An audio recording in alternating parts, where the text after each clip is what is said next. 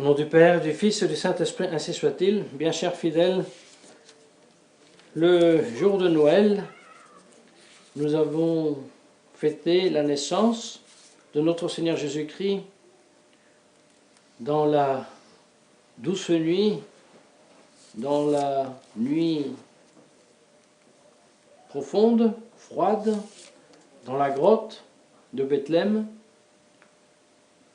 C'était inconnu du grand monde, c'était même caché au grand monde, c'était révélé seulement aux pieux et saints bergers qui désiraient la naissance de notre Seigneur Jésus-Christ.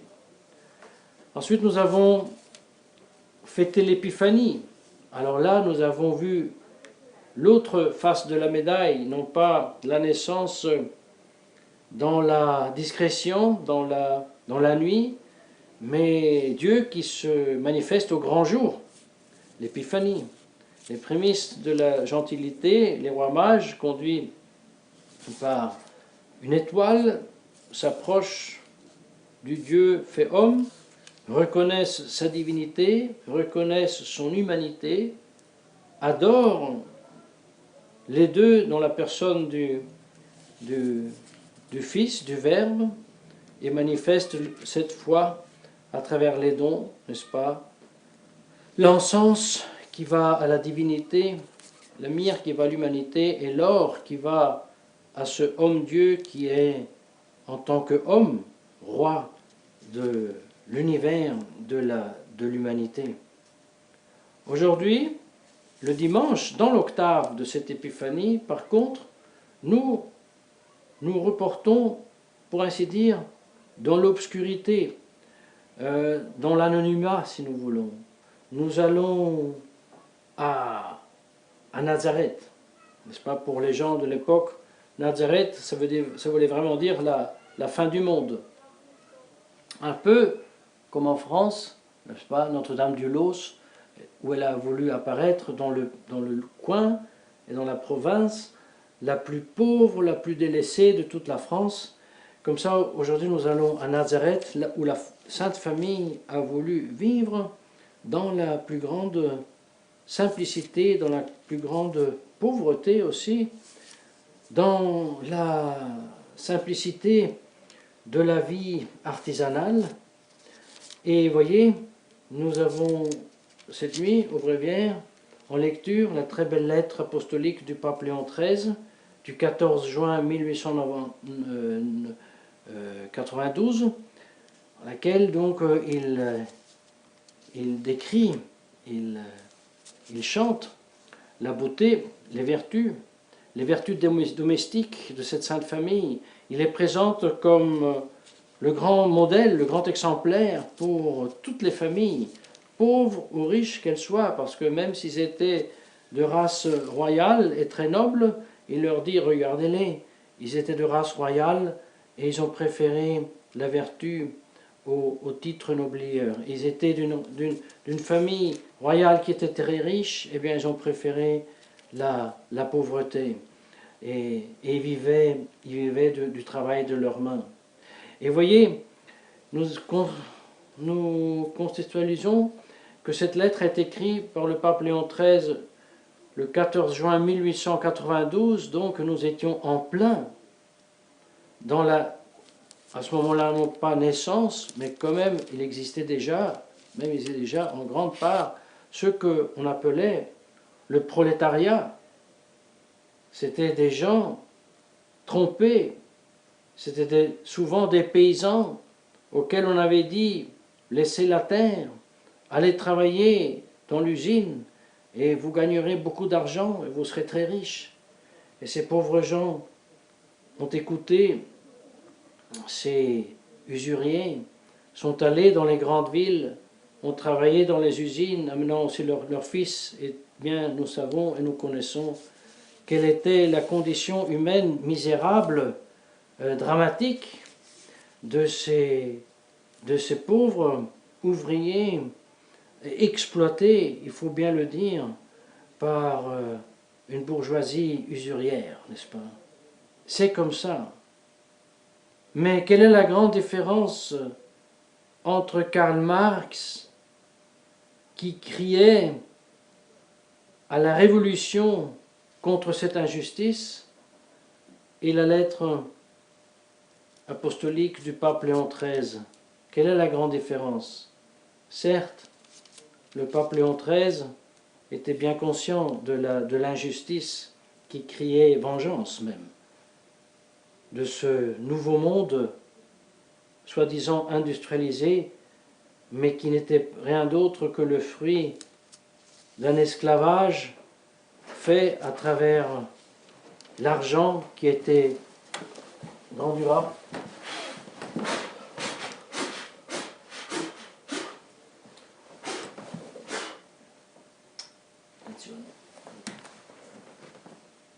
vedevo il problema, Ho visto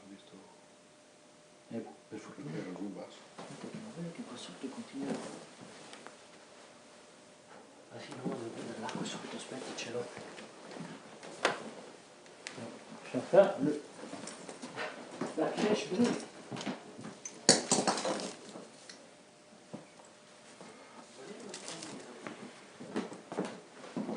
Prenda su. Aspetta. Prenda su quello lì che non bruci. Sì. Ah, questa è la seconda doccia. Qua facciamo. Ottimo. Sì, porto fuori. Sì, grazie. Non mi dispiace. Via, questo qua.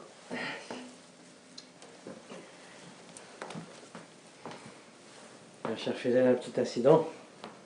La crèche fallait brûler. Mais voilà, le bon Dieu nous a protégés. Je disais donc, mes chers fidèles, que la lettre de Léon XIII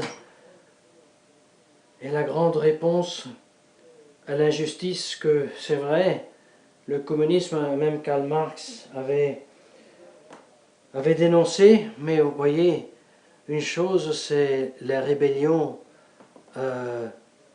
désespérée, et une autre chose c'est vaincre l'injustice, la malice du péché, la malice de l'esclavage par la croix, par la vie, par la mort, par la résurrection, par l'ascension de notre Seigneur Jésus-Christ, par l'Esprit Saint qui nous a envoyés et qui dirige la grâce que nous avons reçue au baptême.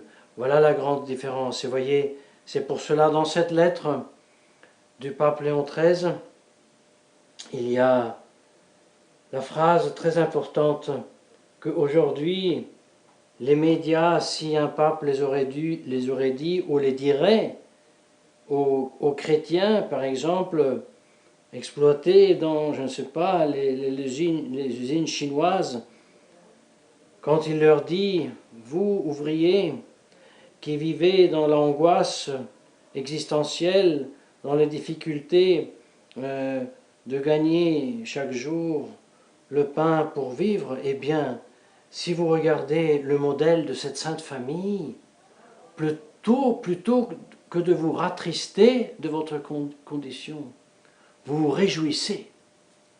Vous vous rendez compte? Aujourd'hui, le monde dirait, c'est fou, c'est cynique. Et ce ne l'est pas, parce que Jésus-Christ a déjà vaincu l'avarice, a déjà vaincu le désir de dominer le monde par ce qu'on appelle les fortes puissances du monde politique et financière. Il a déjà vaincu. Mais non pas avec la lutte des classes,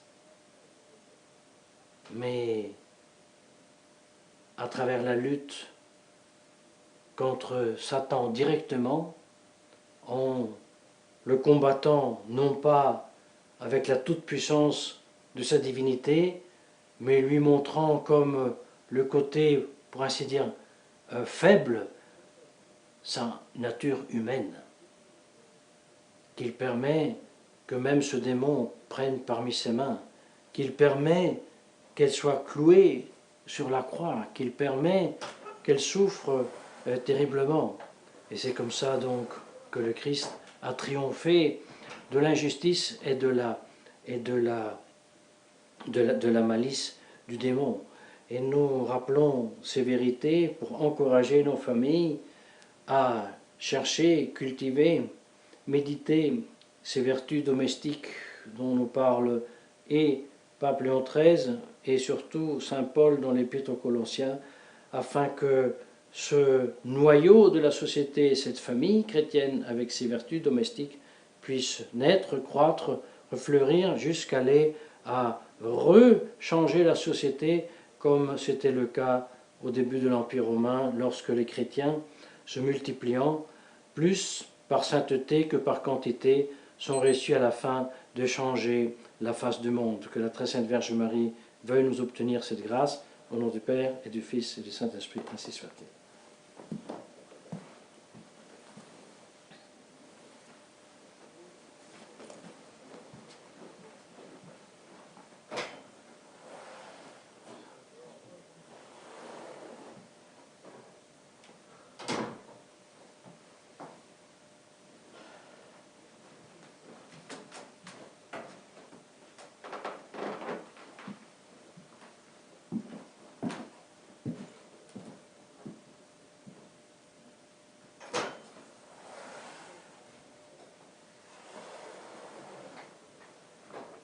Siamo aperto.